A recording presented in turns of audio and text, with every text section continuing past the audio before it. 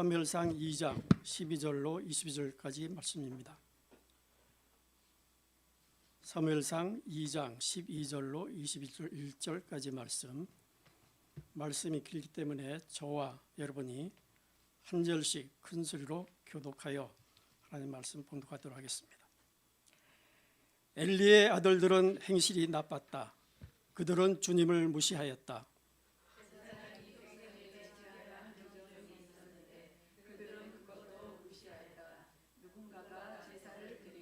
그 고기를 삶고 있으면 그 제사장의 종이 살이 3개 달린 갈고리를 들고 와서 냄비나 솥이나 큰 솥이나 가마솥에 갈고리를 찔러 넣어서 그 갈고리에 걸려 나오는 것은 무엇이든지 제사장의 몫으로 가져갔다. 실로에 와서 주님께 제물을 바치는 이스라엘 사람이 모두 이런 일을 당하였다. 그뿐 아니라 사람들이 아직 기름을 떼내어 태우지도 않았는데 제사장의 종이 와서 제물을 바치는 사람에게 제사장님께 구워드릴 살코기를 내놓으시오. 그분이 원하는 것은 삶은 고기가 아니라 날고기요 하고 말하곤 하였다. 제물을 바치는 사람이 그 종에게 먼저 기름을 태우도록 되어 있으니 그렇게 하고 난 다음에 원하는 것을 가져가시오 하고 말하면 그는 아니요, 내가 당장 내놓으시오. 그렇지 않으면 강제로라도 가져가겠소 하고 대답하였다. 엘리의 아들들은 주님께서 보시는 앞에서 이렇듯 심하게 큰 죄를 저질렀다. 그들은 주님께 바치는 제물을 이처럼 함부로 대하였다. 한편 어린 사무엘은 모시의 옷을 입고 주님을 섬겼다. 사무엘의 어머니는 해마다 남편과 함께 매년 제사를 드리러 성소로 올라가곤 하였다. 그때마다 그는 아들에게 작은 겉옷을 만들어서 가져다 주었다. 그리고 엘리는 엘가나와 그의 아내에게 주님께 간구하여 얻은 아들을 다시 주님께 바쳤으니 주님께서 두 분 사이에 이 아이 대신에 다른 자녀를 많이 주시기를 바랍니다 하고 복을 빌어 주었다. 그들은 이렇게 축복을 받고서 고향으로 돌아가곤 하였다. 주님께서 한나를 돌봐 주셔서 한나는 임신하여 아들 셋과 딸 둘을 더 낳았다. 어린 사무엘도 주님 앞에서 잘 자랐다. 아멘. 그 자리에 앉으시기 바랍니다. 오늘 본 말씀으로 목사님께서 엘리의 두 아들이라는 제목으로 말씀을 전해주겠습니다. 잠시 기도드리겠습니다. 아버지, 저희들 수없는 예배를 드렸지만 그 가운데 아버지께서 기뻐 받으시는 예배가 몇 번이었을까 하고 곰곰이 생각해 봅니다. 아버지, 저희들 이 예배를 통해서 참 예배자가 되고 저희들 자신이 바로 성전임을 깨달으며 저희가 주님을 모시기에 합당한 지금 심령으로 주님 앞에 예배드리기 위해서 앉아 있는지 제 자신을 다시 한번 바라보게 하시옵소서. 그리하여 부족한 부분, 허물이 되는 부분들, 죄악된 부분이 있다면 아버지 온전하게 회개하고 주님 앞에서 변화된 삶으로 아름다운 열매 맺어가게 하시옵소서. 예수 그리스도 이름으로 기도드립니다. 아멘. 오늘은 우리가 그동안에 많이 알고 있었던 이 엘리 제사장의 두 아들들에 관한 이야기를 전하겠습니다. 그래서 이 시간을 통해서 저희가 하나님께서 무엇을 원하시는지 그걸 우리가 깨닫고 또한 우리가 어떤 부분 회개하면서 바뀌어져야 될지를 이 시간에 우리가 주님께 은혜를 청하시면 되겠습니다. 제목은 엘리의 두 아들들입니다. 하나님께서 세상을 창조하실 때요, 에덴 동산에 크게 인류에게 지대한 영향을 끼칠 수 있는 두 나무를 딱 거기다가 두셨습니다. 그런데 그 두 나무는 바로 선악과 나무하고 생명나무였습니다. 그런데 이 두 나무가 지금까지도 인류에게 굉장히 큰 영향을 미치고 있는 것입니다. 인간의 삶에 이 큰 영향을 미치고 있는 이 두 나무는요, 그리스도인들에게 더 큰 영향을 미치고 있어요. 비그리스도인보다는 그리스도인들에게 더 큰 영향을 미치고 있는 것입니다. 그래서 우리 삶이란 두 나무의 열매 중에서 어떤 열매를 먹느냐에 따라서 영생에 이를 수도 있고 아니면 사망에 이를 수도 있는 것입니다. 오늘 본문 보면요, 엘리에게 두 아들이 있었어요.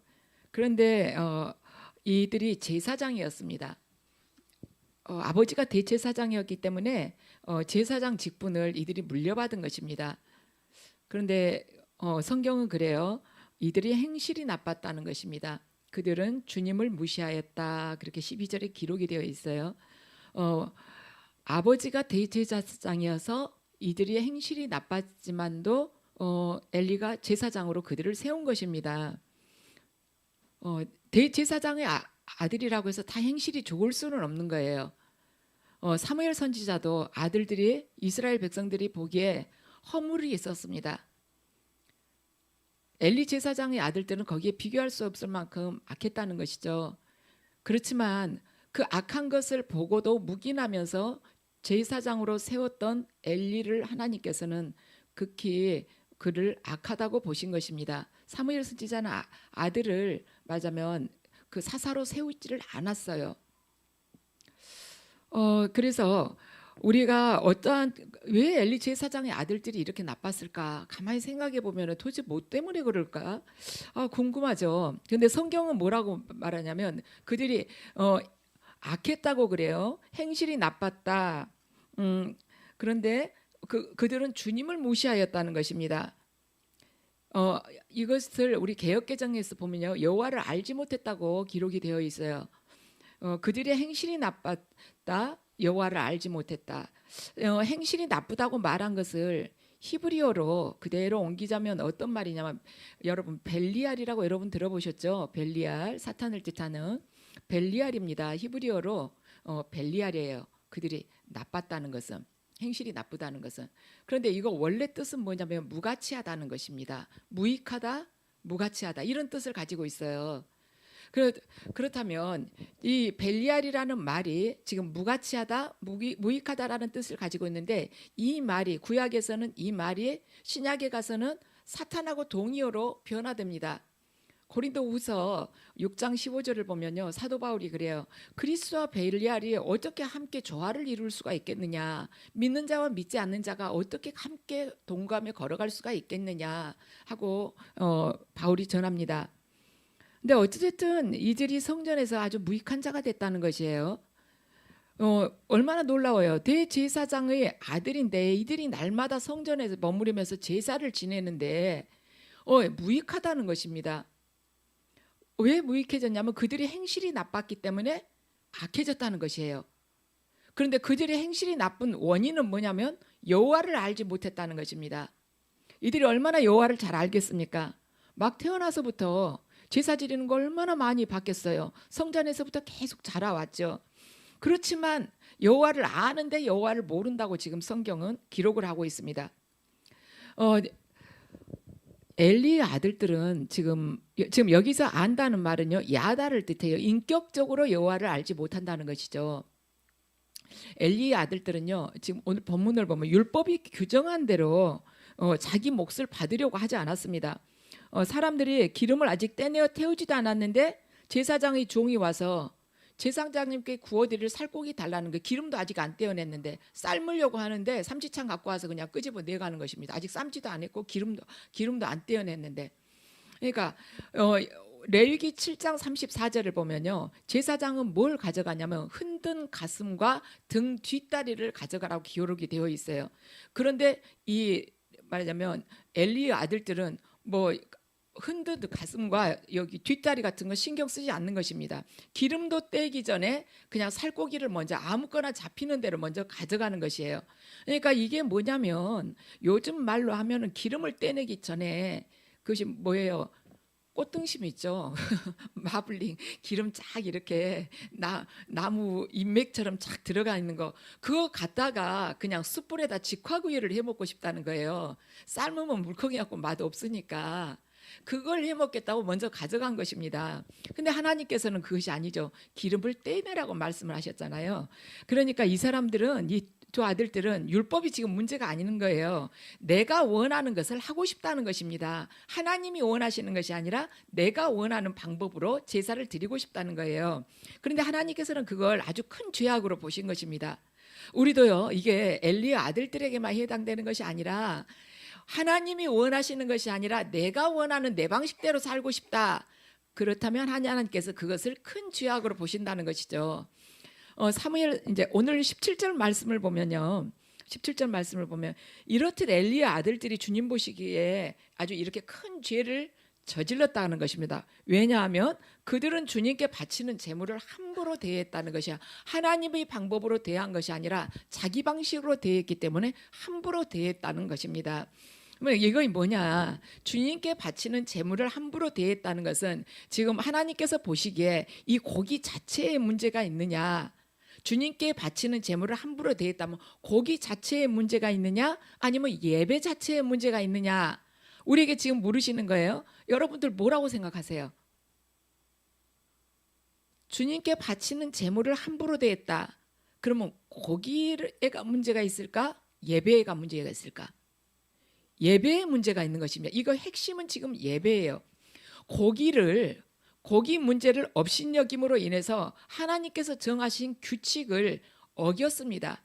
그리고 그 규칙을 어김으로 해서 제사를 멸시를 한 거예요. 제사를 멸시를 함으로써 결국에는 하나님을 멸시한 것입니다. 그래서 이 죄악이 컸다고, 큰 죄를 저질렀다고 지금 성경은 말씀을 합니다. 결국에는 하나님을 멸시한 거예요. 제사를 멸시함으로 인해서 그걸 받으실 하나님을 멸시를 한 것이죠. 그런데 이 사람들이 왜 제사장의 아들로 태어났는데도 이랬을까? 첫째는 엘리가 진명교사가 돼주질 못한 것입니다. 자녀들 앞에서 본이 돼주질 못한 것이에요. 삶이 예배가 되는 그 삶을 살지 못한 것입니다. 이 자녀들이 확 한순간에 이렇게 될 수는 없는 거예요. 아버지가 하는 걸 쭉 보고 자라면서 이렇게 된 거지, 천지개벽하듯이 아주 엉뚱한 게 튀어나올 수가 없는 것이죠. 두 번째는 뭐냐면 모든 것을 환경으로만 탓할 수는 없다는 것입니다. 어느 분이 이제 그 세상을 바꾸는 시간이 있잖아요. 거기 나와서 강의를 하시는데 그 말씀을 하시더라고요. 자기는 부모님 둘이 너무너무 다투는 집안에서 태어났대요. 아버지로부터 그렇게 많이 폭언을 들었대요. 자기가 시험 보러 가는 날도, 그날도 대학 시험 보러 가는 날도, 그날도 자기 부모님 아침에 싸우셨다는 것입니다. 그러면서 이분 하시는 말씀, 근데 지금은 참 훌륭하게 잘 됐어요. 근데 이분 하시는 말씀이 뭐냐면, 내가 그런 환경에서 자라났지만 나는 그 환경을 나중에 커서 절대로 탓하지 않기로 했다. 우리 부모님이 나한테 해주시는 것은 낳아주신 것만으로도 나에게 넘치도록 해주셨다고 생각을 딱 그렇게 바꾸신 거예요. 이분이 낳아주신 것만도 나한테 해주실 거 다 해주셨다. 그리고 나서는 최선을 다해서 바르게 살아간 것입니다. 그 환경 속에서도. 그래요. 환경만을 다 탓할 수는 없는 것입니다. 왜냐하면 하나님께서요, 사람을 에덴 동산이라는 완벽한 환경 속에다가 두셨지만 거기서도 인간은 타락했거든요. 그러니까 문제가 있는 환경에 하나님께서 우리를 그냥 허락하셨다 할지라도 다 말하자면 타락한다는 것만은 아니라는 것이죠. 완벽한 환경 속에 두어도 타락을 하고, 문제가 있는 환경 속에 들어도 조금 전에 그 세바시아 나와서 강의하신 그분처럼 부모가 나를 낳아주셨는 것만으로도 나는 넘치도록 다 받았다고 생각하면서 스스로가 바른 길을 찾고자 몸부림치는 사람하고는 다르다는 것이죠. 만약에 환경 자체가 아주 큰 문제였다면 주님께서는요, 사람을 속죄하려고 오신 것이 아니라 오셔가지고 환경을 속죄하셨을 것입니다. 그런데 하나님께서는 죄악이 어디가 있는지 아셨어요. 우리 사람 심령 안에가 죄악이 있는 줄 아셨기 때문에 사람을 속죄하기 위해서 그분께서 피조물인 모습으로, 우리와 똑같은 모습으로 이 땅에 오셔서 제물이 되신 것입니다. 우리는 엘리 시대에 살았던 엘리의 두 아들하고요, 사무엘을 통해서 환경이 결코 범죄에 절대적인 영향을 미친 것은 아니겠구나 하는 것을 깨달을 수가 있는 것입니다. 그 이유는 왜냐하면 홈리와 비느하스는 같은 성전에서 사무엘하고 같은 환경 안에서 살았지만 이들은 악했어요. 그렇지만 사무엘은 그들이 언행을 보면서 자랐습니다. 엘리 제사장의 언행도 봤고요, 홈리와 비느하스의 언행도 봤어요. 1대3입니다. 그런데 사무엘은 경건한 삶을 살았다는 것입니다. 주변 환경과 같은 것이 우리에게 영향을 미치고 성격 형성에 영향을 미친 것은 정말 사실이에요. 그런 환경에서 우리가 어려서부터 자랄 수 있습니다. 그렇지만 우리들이 지나온 과거의 환경만 탓하게 되면 이 죄악된 삶에서 절대로 벗어날 수가 없다는 것입니다. 하나님께서는 벗어나기 위해서 우리에게 성경 말씀을 주셨습니다. 우리는요 예전에 그 윤리 시간에 배웠죠. 성선설이냐 성악설이냐. 인간에게 있어서 인간이 원래 선한 존재였냐, 선한 존재로 타고났냐, 처음부터 악한 존재로 타고났냐, 이걸 가지고 많은 이렇게 학자들이 서로 의견이 분분하다는 것을 우리는 알고 있습니다. 그런데 그리스도인들은 어떤가? 어느 쪽을 우리 그리스도인들은 어느 쪽을 택할 것인가? 당연히 우리는 인간에게 있어서는 성악설이 타당하다는 것은 우리는 알고 있습니다. 에덴 동산에 아무런 악이 없었지만 인간은 타락을 했어요. 우리 한국 속담에 그거 있죠. 바늘도둑이 소도둑 된다고. 처음에 요만큼 죄를 지었던 사람이 점점점 장성해가면서 죄도 장성해가면서 소도둑 된다고 그러잖아요. 그런데 그건 잘못된 거예요. 인간 안에 원래 악이 있습니다. 큰 악이 있어요. 근데 큰 악이 있는데 그것이 조금씩 이렇게 말하자면 흘러나온다는 것이죠. 그래서 조금씩 밖으로 내비쳐진 것이 처음에는 작게 보였다가 나중에 뭐 본격적으로 다 뭐 보이면은 그것이 큰 악처럼 보인다는 것이 원래 큰 악이 있었어요.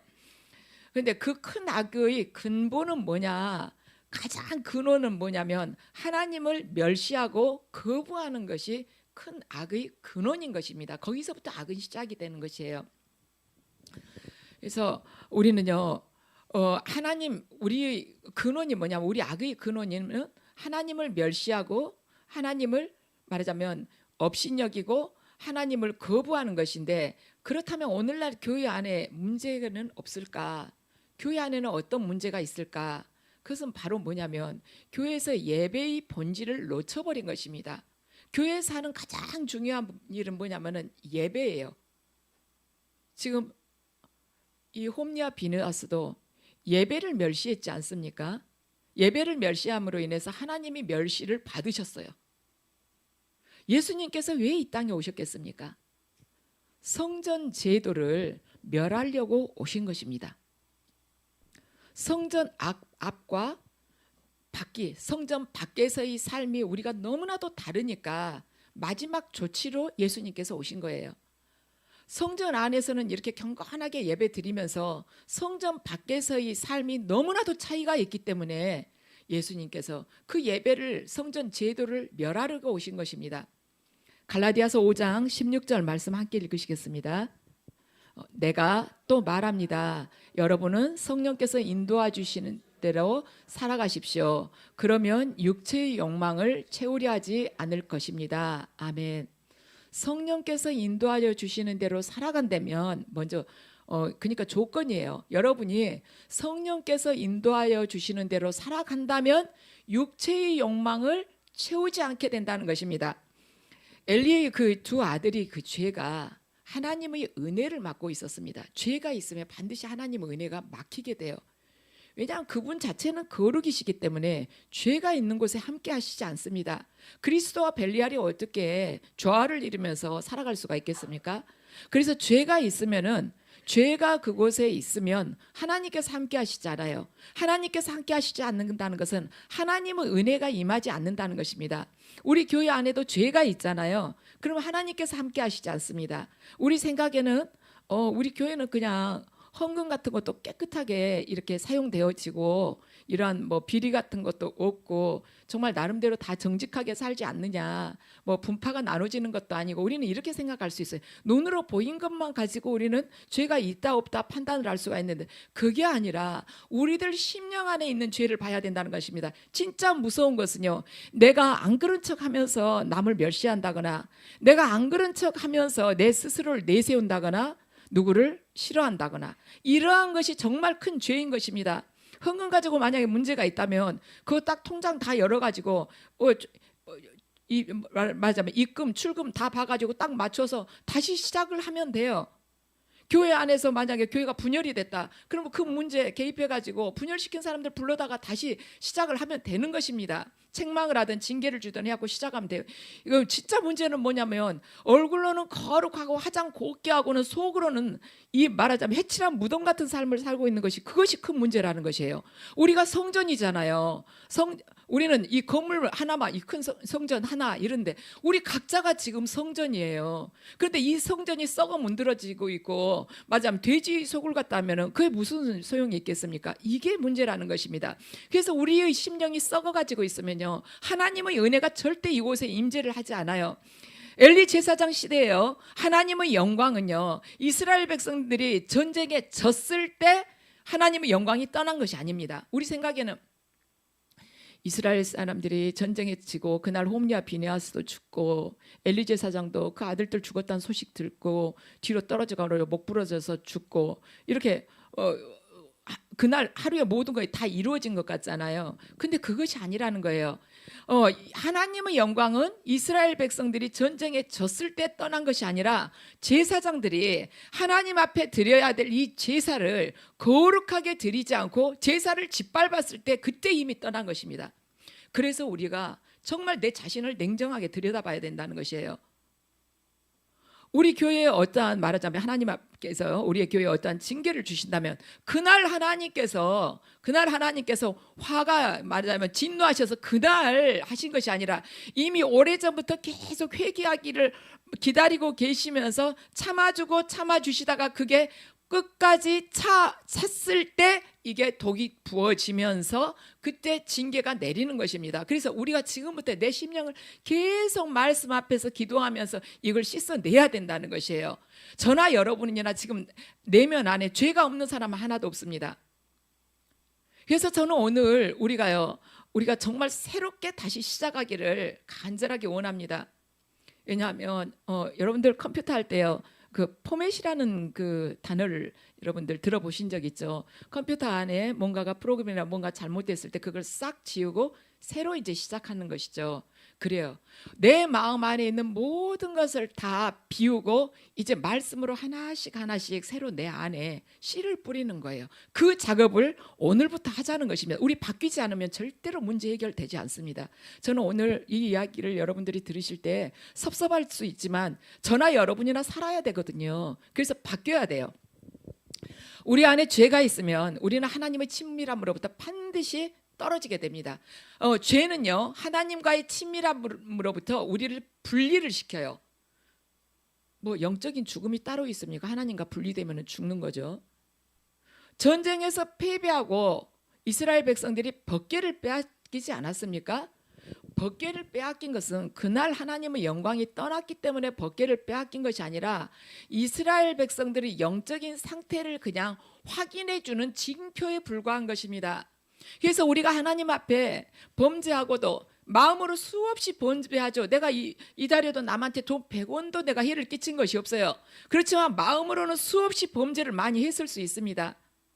그런데도 나는 괜찮다 하고 당연하지, 내가 이런 생각할 수 있는 거야. 저 사람이 충분히 말하자면 빌미를 제공했으니까 내가 이럴 수는 있지, 인간인데, 이렇게 무마를 시킬 것이 아니라 회개하지 않고 있으면 어느 날 벗개를 빼앗기는 일이 있다는 것입니다. 하나님의 징계가 반드시 떨어지게 되어 있어요. 그때 갔을 때 왜 이러시지가 아니라 그 문제가 떨어지면은, 그 화가 나에게 임했을 때는 이미 나의 영적인 상태가 이미 옛날부터 골마 썩어졌었구나, 지금 그 징표로 나에게 주어진 것이구나 하는 걸 알아야 되는 것입니다. 그래서 우리가 그 일이 닥치기 전에 회개하자는 것이죠. 저희 시온산교회는요, 하나님께서 처음에 세우실 때 하나님의 그 보좌가 임하는 곳, 그리고 하나님의 군대로 우리를 세우시기 위해서 시온산교회를 세우셨습니다. 그리고 시온산교회를 통해서 지금 우리 여기 대림동 쪽에 이렇게 되어 있지만 세워졌지만 이 주변의 교회나 이 주변에 사는 사람들을 이렇게 살리게 되는 그런 교회가 되기를 원하셨고, 또한 우리 시온산교회가 페루의 사역을 통해서 하나님께서 페루에다 품고 있는 그 뜻을 시온산교회를 통해서 그곳에서 이루기를 원하셨어요. 저나 여러분이나 또한 모두가 하나님의 군대가 되길 원하시는 것입니다. 그런데 지금 우리 교회에 계속해서 꾸준히 되어온 문제가 뭐냐면 우리 교회 사랑이 너무나 높다는 것이에요. 여러분들이 만약에 이 교회의 성도가 아니고 처음으로 이 교회를 들어오셨다고 생각을 해서 오늘이 첫날 오셨다고 생각을 하면은 이 교회 안에서 여러분들이 따뜻하다, 정말 내가 환영받는 기분이다, 이걸 여러분들이 느끼실 수가 있겠어요? 처음으로 오셨는데 그냥 멀뚱멀뚱하고 지나가면은 누가 여기서 적응을 할 수가 있겠습니까? 그러잖아요. 얼마나 서먹서먹하고 어색하겠어요. 근데 이게 하나님 눈에 다 보인다는 것이죠. 하나님 다 알고 계시다는 것이죠. 우리가 하나님을 사랑한다는 말은 거짓말이에요. 왜냐하면 눈에 보이는 내 이웃도 사랑하지 않으면서 눈에 안 보이는 무슨 하나님을 사랑합니까? 그렇잖아요. 보이는 이웃도 사랑할 줄 모르는데. 그래서 저나 여러분이나 부끄러운 이야기지만 저도 물론 해당이 되죠. 정말 우리 사랑을 해야 돼요. 예전에는 막 능력받으라 했잖아요. 그때 제가 그 무지한 때 제가 그때 능력받으라는 그게 막 능력이 막 최고인 것처럼 그렇게 여길 때는 사랑한다는 말이 너무 뭐 별것도 아닌 거예요. 뭐 눈에 보이지도 않고 뭐 결과가 나타난 것도 아니고 뭐 병이 몇 명 낫는 것도 아니고 예언을 몇 명 하는 것도 아니고 뭐 사랑하는 거 뭐 배부른 사람들이나 하는 소리지. 뭐 툭하면 사랑하라 그러는 그게 아닌 것이에요. 우리가 마지막까지 가지고 가는 것은 사랑인 것입니다. 믿음, 소망, 사랑 이 세 가지가 있지 않습니까? 믿음은요, 이 땅에서 과거의 예수 그리스도께서 우리를 위해서 십자가를 지시고 십자가에서 죽으시고 부활하심으로 인해서 우리에게 영생을 마련해 주셨다는 그 믿음을 우리가 갖고 이 땅을 살아나가는 것입니다. 그리고 이 땅에서 살 때는 천국을 소망으로 두고 살아가게 돼요. 근데 사랑은요, 이 땅에서도 사랑하지만 하늘나라 가서도 계속 사랑하는 것입니다. 사랑은, 믿음과 소망은요, 이 땅에서 해당되는 거예요. 하늘나라 가서 예수 그리스도와 함께 있는데 무슨 소망이 더 이상 있을 필요가 있습니까? 하늘나라는 어두운 것 속에 하나도 없대잖아요. 밤도 없다잖아요. 밤이나 낮이나 항상 환하대요. 왜냐?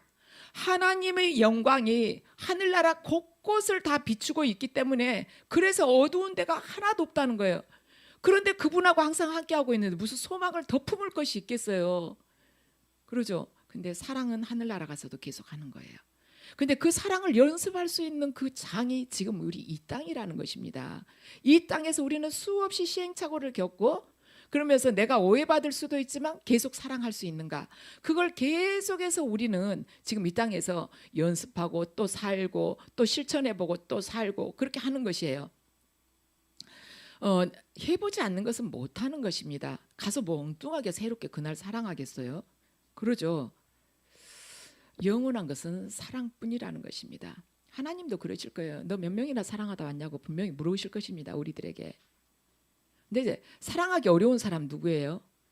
제가 가만히 설교 준비하면서 생각해 보니까 멀리 있는 사람은 진짜 사랑하기 좋더라고요. 왜냐하면 자주 안 보니까 오해 쌓일 일이 없잖아요. 집안에서도 그러지 않아요? 어머니하고 아들 며느리 이렇게 가까운 데 산다 그러잖아요. 그리고 멀리 큰아들은 어머니 옆에서 부모님 옆에서 살고 둘째 아들 부부는 멀리 살잖아요. 그러면 이 어머니가 얼마나 둘째 아들을 그리워하는지 보면은 또 얼마나 반갑게 생각하면서 건강하냐 어쩌냐 막 그러잖아요. 큰아들 큰며느리한테는 좀 서운한 게 있어요. 가까이서 수고하는 사람이 훨씬 더 힘들죠. 항상 마음 쓰고 그러잖아요. 그런데 가까이 있으면 귀한 줄을 모르는 거예요. 사랑도 그래요. 가까이 있는 사람 항상 그 자리에 있으니까요. 허물만 보고 자꾸 그것만 들춰내려고 하는 거예요. 나한테는 허물이 없습니까? 나무 허물이 한 가지면 내 허물은 10가지예요. 근데 자기는 괜찮은 줄 아는 것입니다. 하나님께서는 그게 바로 회칠한 무덤이라고 그럽니다. 우리가 얼마나 깨끗하게 옷 잘 차려입고 와서 예배를 드리느냐가 문제가 아니에요. 내 마음이 하나님 보시기에 지금 기쁘시냐 정결하냐인 것입니다. 그리고 교회 안에서 교회든 바뀌든 사람을 절대로 판단해서는 안 된다는 것입니다. 판단할 수도 있죠. 순간적으로 판단할 수 있지만 즉시 회개를 해야 된다는 것입니다.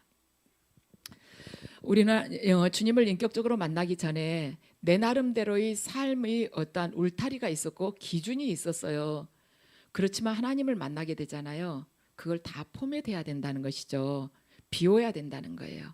그때부터는 말씀에 합당한 것만 내 가슴 안에 계속 하나씩 이렇게 쌓아 나가는 것입니다. 지금이라도 내가 누군가를 판단하고 내 기준으로 누군가에게 서운하고 멸시하는 마음이 있다면 내려놔야 되는 것입니다. 나는 저 사람에 비하면 그럴만하지 이렇게 생각할 수 있는데요. 우리가 여기만 지금 있어서 그렇지 세상에 나가보면요. 너무너무 똑똑하고 존경스러운 사람이 너무너무 많아요. 제가 최근에 어느 아가씨 이야기를 들었어요. 근데 저는 깜짝 놀랐어요. 그 아가씨가 33살이거든요. 그런데 새벽 예배 반주를 20년을 했대요. 새벽 예배 반주를. 여러분 새벽 예배 나가기도 힘든데 새벽 예배 반주 20년 하기 쉽겠습니까? 다음 날 시험 봐도 새벽 예배 반주하러 가겠어요. 그런데 그렇게 했다는 것이에요. 지금은 서울에서 살면서 용인에 있는 작은 개척교회를 새벽 예배를 반주하러 다닌대요. 여러분 그렇게 할 수 있겠어요? 저는 그 이야기 듣고 되게 부끄러웠어요. 목사인 저도 새벽 예배 드리지 않는데, 교회 나와서 새벽 예배를 안 드리는데, 그러니까 중학교 1학년 때부터나 반주했다는 이야기겠죠. 내가 교회에서 봉사를 많이 한다, 나만큼 많이 하는 경우도 별로 없다, 나는 최선을 다하고 있다, 이렇게 할 수 있지만 저는 그 아가씨 말을 들으면서 딱 입이 벌어진 거예요. 더 이상 아무것도 할 말이 없었어요. 우리는 내가 많은 것을 가졌고 많은 것을 배웠고 저 사람보다는 내가 더 인물이 낮고 뭐 여러 가지 뭐 내가 갖춘 이런 조건도 더 낫다, 이렇게 뭐 언행이며 이렇게 생각할 수 있지만 하나님 보시기에는 다 죄인입니다. 다 시커매요. 어떤 분이 하늘나라 그러니까 임사 체험을 한 거예요. 죽었다 깨어난 거예요. 근데 하늘나라에서 내려다 보니까 사람들이, 여러분들 아시죠? 이런 거 있잖아. 투명한 유리 이거 있잖아. 유리로 된 이렇게. 갖고 이제 투명해요 이게. 근데 이 속에가 사람들이 들어있는 거예요. 다 땅에서, 지상을 보니까 땅에서 걸어 다니더래요. 그런데 이 투명한 유리처럼 이렇게 돼 있는 그 속에 뭐가 보이냐면 그 사람 영혼만 보이더랍니다. 옷 같은 건 전혀 안 보이더래요. 그런데 다들 새카맣더래요. 하나님은 그걸 보신다는 것이죠. 우리 하나님하고 보는 그 시각을 맞춰야 돼요. 하나님이 어떤 눈으로 보고 계시는지를 봐야 되는 것입니다. 내가 멸시하는 저 사람이 하나님 보시기에는 보석 같은 존재가 될 수 있다는 것입니다. 오히려 멸시하고 있는 내가 새카말 수가 있다는 거예요. 근데 저는 우리 교회에서는 그런 일이 정말 없기를 주님께 간절히 기도를 하고 있습니다. 왜냐하면 그렇게 될 경우에는 그분에게 은혜가 내리지 않아요. 근데 그분에게 은혜가 내리지 않는 것에 그친 것이 아니라 교회의 은혜가 내리지 않습니다. 아무리 기도해봐도요 먹먹한 거예요. 그래서 우리가 회개를 해야 돼요. 지금 우리 교회가 기도가 되게 시급하거든요. 그래서 지금 이번 주 금요일도 찬양을 2곡만 하고 설교하고 바로 기도로 한 1시간 20분에서 30분 그 정도로 통성기도만 했어요. 이번 주 금요일도 1시간 한 20분 정도 한 것 같아요. 기도로 해서 이 교회를 계속 정화를 시켜 나가야 되고 누르고 있는 어둠의 세력들도 이렇게 몰아내야 되고, 그리고 지금 주일 예배도 기도를 또 더 늘렸지 않습니까? 수요일 날도 완전히 기도만 하잖아요.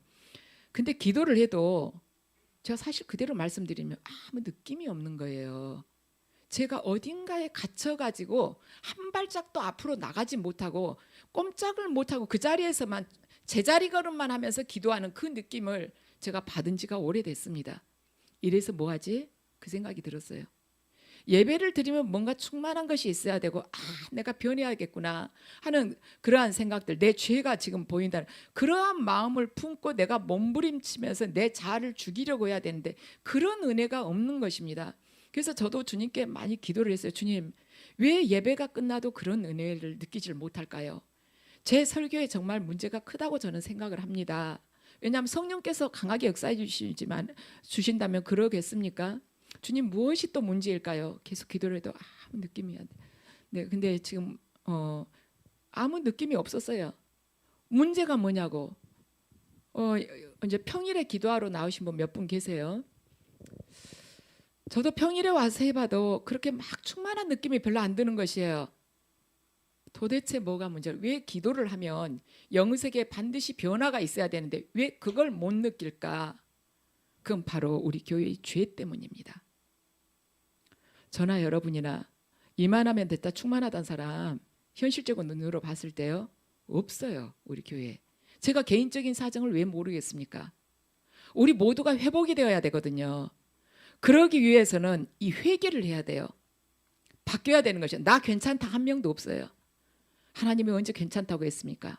내가 싫어한 사람, 제가 금요일 날도 설교했지만 침묵하고 인내하면서 기다리라고 시편 37편에서 하나님께서 말씀하시지 않습니까?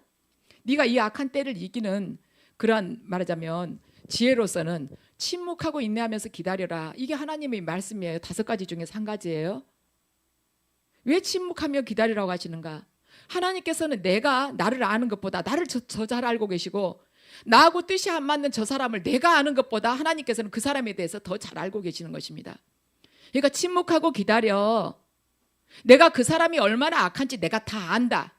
침묵하고 기다려.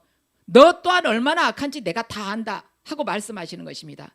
내가 악하다고 생각하는 저 사람만 악한 것이 아니라 악하다고 생각하는 나 자체가 진짜 악한 거예요. 내가 멸시하고 있는 저 사람이 정말 멸시받을 만한 것이 아니라 내가 하나님 앞에서 진짜 멸시받을 만큼 넘치는 이유가 있는 것입니다. 그래서 내가 지금 멸시를 하고 있는 것이에요. 우리 가장 근본적인 거, 이것이 깨지지 않으면 절대로 은혜를 받지 못합니다. 멸시한다는 자체가요, 내가 교만하니까 멸시한 것입니다. 내가 너보다 더 낫고 내가 이만큼 할 만해. 그게 소개가 있으니까 멸시한 거예요. 반드시 저와 여러분 모두가 환경도 회복돼야 되고 심령도 회복돼야 돼요. 그러기 위해서는 정말 오늘 새로 딱 시작한다, 인생에서 새로 태어났다 생각을 하고 오늘 회개하고 다 바뀌는 것입니다. 과거에 가졌던 생각 다 내려놔야 돼요. 나 이만하면 괜찮다 없으면 성경 말씀대로 바뀌어야 되는 것입니다. 저도 그러려고 마음 먹었어요. 저도 오늘 아침에 또 다시 이걸 읽어보는데도 포맷이다. 모든 거 다 지우고 새로 시작하는 것이다. 하나님 안에서, 예수 그리스도 안에 새로 시작하는 것입니다. 그러했을 때 하나님께서 우리에게 그 회복의 은혜를 주시는 것입니다. 우리 회복돼야 돼요. 저는 10년 후에 돼도 괜찮습니다. 없어요. 여러분 다 나이 되실 만큼 되셨잖아요. 그러잖아요. 지금 회복이 돼야 되는 것입니다. 그래서 이 막힌 하늘이요, 뚫려야 돼요. 우리가 아무리 소리 지르고 기도해도요, 우리가 죄가 있으면 하나님께서 절대 이 은혜를 부어주시지 않습니다. 아무리 소리 높여 찬양을 해도요, 우리 안에 더러운 죄가 있으면 하나님께서 그 찬양을 안 받으세요. 자, 이사야 1장 15절 말씀 함께 읽으시겠습니다. 이사야 1장 15절입니다. 제가 읽겠습니다. 너희가 손을 펼 때에 내가 내 눈을 너희에게서 가리고 너희가 많이 기도할지라도 내가 듣지 아니하리니 이는 너희 손에 피가 가득함이라. 아멘. 너희 손에 피가 묻어 있기 때문에 너희들이 아무리 기도한다 해도 내가 듣지 않겠다는 것입니다. 너희들이 죄가 있기 때문에, 범죄했기 때문에, 죄 가운데 지금 있기 때문에 너희들이 아무리 기도해도 내가 그 기도를 듣지 않을 거야 하고 하나님께서 지금 약속의 말씀을 우리에게 주신 것입니다. 창조의 3번째 날에 하나님께서는요, 아주 중요한 영적인 법칙과 물리적인 법칙을 이 세상에 만들어 놓으셨습니다. 창세기 1장 12절 말씀입니다. 함께 읽으시죠. 땅은 푸른 우물 돋아나게 하고 씨를 맺는 식물을 그 종류대로 나게 하고 씨 있는 열매를 맺는 나무를 그 종류대로 돋아나게 하였다. 하나님 보시기에 좋았다. 아멘. 하나님께서 씨를 맺는 식물을 그 씨앗에 합당한 열매를 맺게끔 하나님께서 창조를 하셨다는 것입니다. 이 말씀과 관련해서 주님께서 또 우리에게 주신 말씀이 있어요. 갈라디아서 6장 7절 말씀입니다. 함께 읽으시죠. 스스로 속이지 말라. 하나님은 업신여김을 받지 아니하시다니 사람이 무엇으로 심든지 그대로 거두리라. 아멘. 우리가 심은 대로 반드시 거두게끔 하나님께서 하신다는 것입니다. 왜냐하면 그분은 업신여김을 받으실 분이 아니시기 때문에. 너희들이 사람의 눈을 속일 수는 있지만 하나님의 눈은 속일 수가 없단다. 심은 대로 반드시 거두게끔 내가 하겠다 하시는 약속의 말씀입니다. 사무엘상 오늘 본문요 2장 19절에서 21절 우리 함께 읽으시겠습니다. 2장 19절에서 21절입니다. 함께 읽으시죠. 사무엘의 어머니는 해마다 남편과 함께 매년 제사를 드리러 성소로 올라가곤 하였다. 그때마다 그는 아들에게 작은 겉옷을 만들어서 가져다 주었다. 그리고 엘리는 엘가나와 그의 아내에게 주님께 간구하여 얻은 아들을 다시 주님께 바쳤으니 주님께서 두 분 사이에 이 아이 대신에 다른 자녀를 많이 주시기를 바랍니다 하고 복을 빌어주었다. 그들은 이렇게 축복을 받고서 고향으로 돌아가곤 하였다. 주님께서 한나를 돌보아 주셔서 한나는 임신하여 아들 셋과 딸 둘을 더 낳았다. 어린 사무엘도 주님 앞에서 잘 자랐다. 아멘. 한나가 사무엘이라는 아들 하나를 주님께 바쳤어요.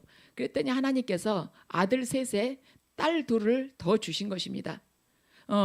한나가 하나님께 온전히 다 드리고자 하는 그 태도를 하나님께서 아름답게 보시고 또한 사무엘이 또 어머니 한나로부터 그 태도를 배우게 되었고, 사무엘은 온전히 자기 자신을 하나님께 드렸는데 하나님께 드리는데 그친 것이 아니라 온 가족의 복의 통로가 되었다는 것입니다.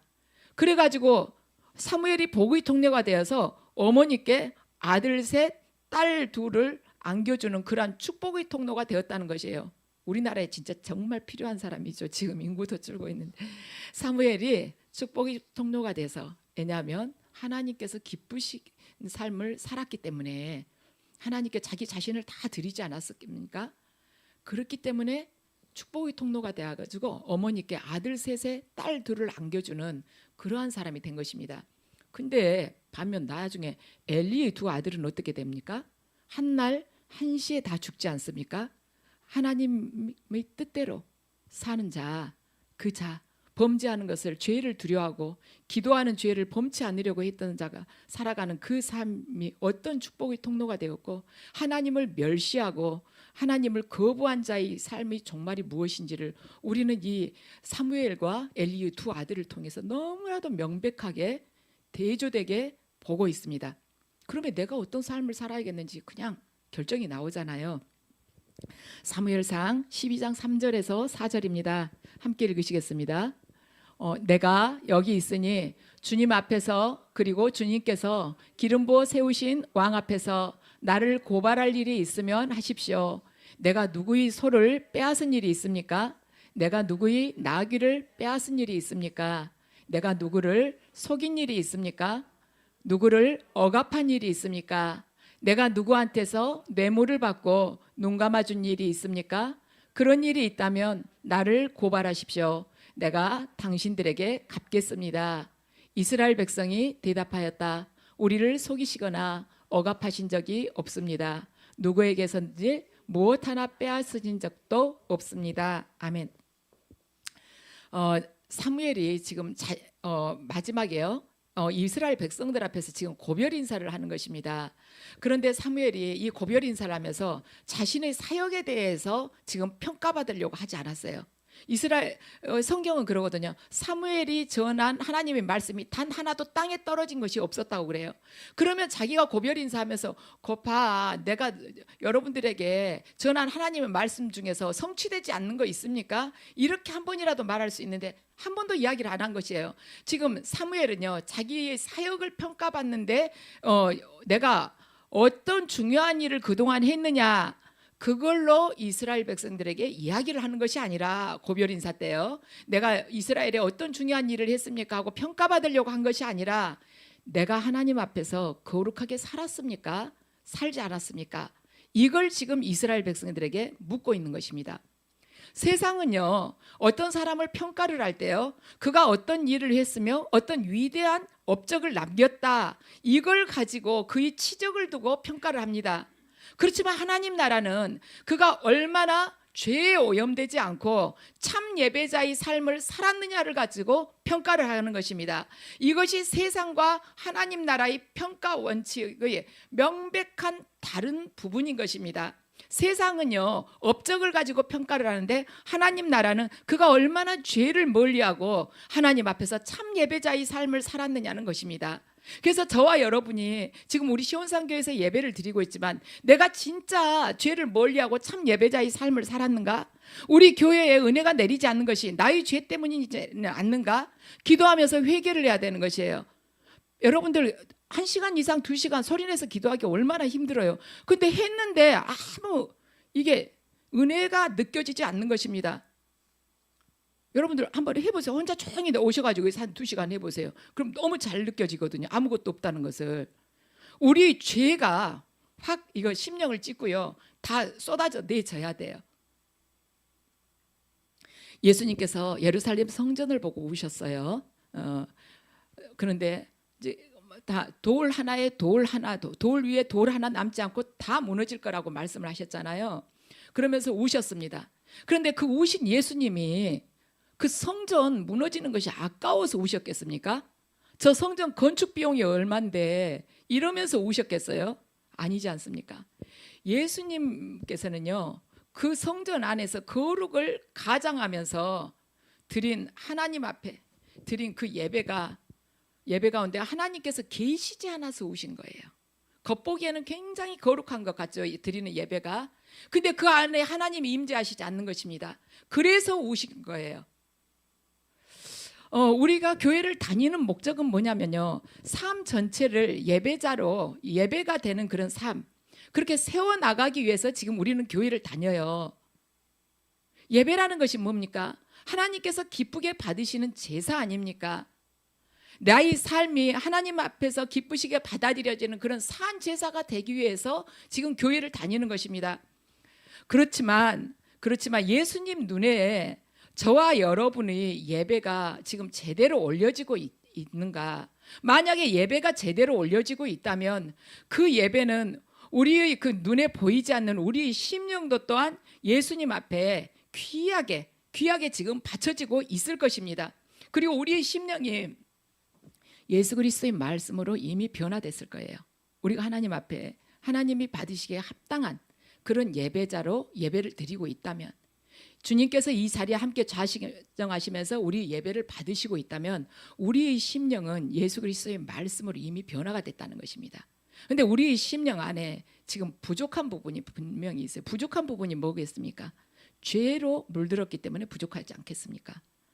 저는 그냥 사실 그대로 말씀을 드려요. 지금 이 시간에 우리 성도님이 아니고 다른 분이 이걸 보실 수 있어요. 그렇지만 우리 다 깨져야 되는 것입니다. 우리가 수치를 느껴야 돼요. 우리 빨개 벗겨져서 밖으로 내동댕이 쳐져야 되는 것입니다. 그러면서 죄를 한없이 부끄러워하면서 변화돼야 되는 것입니다. 지금 우리가 육신으로 이 땅에서요, 발개벗겨서 밖에 내던져서 수치를 당하는 것, 그건 아무것도 아니에요. 죽고 난 후에 그분을 봤을 때 그 영원한 세계가 어떻게 결정이 되고 거기 가서 어떻게 사느냐가 문제인 것이죠. 그래서 저와 여러분 모두가 정말 다들 시급한 문제들이 있어요. 그리고 하나님과 정말 깊은 관계가 맺어져야 되는 것입니다. 그리고 무릎 꿇고 기도하면 하늘문이 열리면서 하나님의 은혜가 우리에게 쏟아져 내려야 돼요. 그리고 우리만 이렇게 머무는 것이 아니라 우리가 가는 곳마다 천국이 건설되고 다른 영혼들이 살아나야 되는 것입니다. 그러한 자가 돼야지 성전된 삶이에요. 하나님의 영광이 내 안에 항상 임재하고 내 안에서 이렇게 뿜어져 나오는데 어찌 다른 사람이 내 옆에서 죽어가겠습니까? 근데 그런 자로 살아가자는 것이죠. 그런데 그런 자로 살아가기 위한 첫 번째가 바로 회개라는 것입니다. 이 안에서 먼저 사랑이 이루어져야 돼요. 내가 저 사람보다 나은데 아유 저 사람이 왜 저래, 이런 판단 버려야 되는 것입니다. 내가 그렇게 판단하고 있을 때 하나님께서는 10배 20배 나에 대해서 더 많이 판단을 하실 거예요. 하나님께서는 말씀하셨어요. 간음한 것이 죄라고 구약에서는 그랬지만 네가 음란한 생각 품는 것 자체가 간음한 거라고 말씀하셨습니다. 우리가 다른 사람한테 조금 그 사람을 판단하려고 생각이 살짝 스쳐가는 것 자체가 악이라는 것입니다.